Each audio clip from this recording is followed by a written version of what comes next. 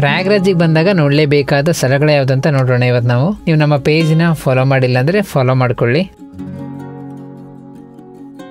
ಮೊದಲಿಗೆ ತ್ರಿವೇಣಿ ಸಂಗಮ್. ಇಲ್ಲಿ 3 ನದಿಗಳ ಸಂಗಮ ಇದೆ, ಗಂಗಾ, ಯಮುನಾ, ಸರಸ್ವತಿ.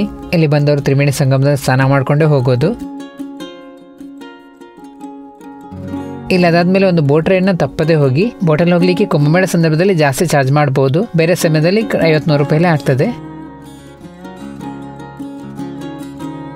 ಬಡೆ ಹನುಮಾನ್ ಮಂದಿರ. ತ್ರಿವೇಣಿ ಸಂಗಮದಲ್ಲಿ ಸ್ನಾನ ಮಾಡಿ ಆದ್ಮೇಲೆ ಈ ದೇವಾಲಯಕ್ಕೆ ಭೇಟಿ ನೀಡಬೇಕನ್ನೋ ನಂಬಿಕೆ ಇದೆ, ಹಾಗಾಗಿ ಇಲ್ಲಿಗೊಂದು ತಪ್ಪದೇ ಭೇಟಿ ನೀಡಿ. ಕುಂಭಮೇಳ ಸಂದರ್ಭದಲ್ಲಿ ಈ ದೇವಸ್ಥಾನದ ಬಾಗಿಲನ್ನು ಮುಚ್ಚಲಾಗ್ತದೆ ಜನ ಜಾಸ್ತಿ ಆದರೆ. ಶಂಕರ್ ವಿಮಾನ ಮಂಟಪಂ, ಇದು ಬಡೆ ಹನುಮಾನ್ ಮಂದಿರದ ಹತ್ತಿರದಲ್ಲೇ ಇದೆ. ಇನ್ನೊಂದು ಅಲಹಾಬಾದ್ ಕೋಟೆ.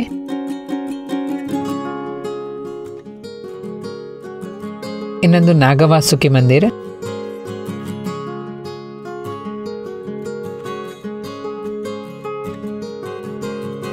ಅಲೋಪಿ ದೇವಿ ಟೆಂಪಲ್, ಇದೊಂದು ಶಕ್ತಿಪೀಠ.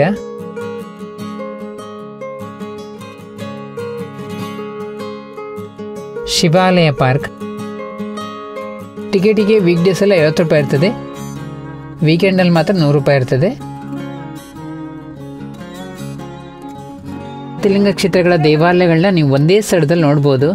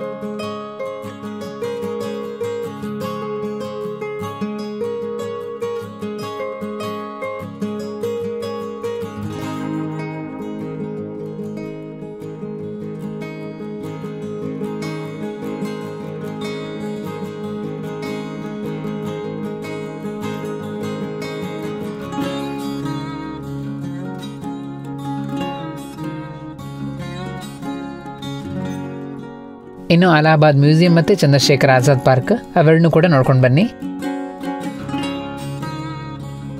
ಹೀಗೆ ನೀವು ಪ್ರಯಾಗ್ರಾಜಿಗೆ ಬಂದಾಗ ಈ ಎಲ್ಲ ಸ್ಥಳಗಳನ್ನಂತೂ ನೋಡಲೇಬೇಕು.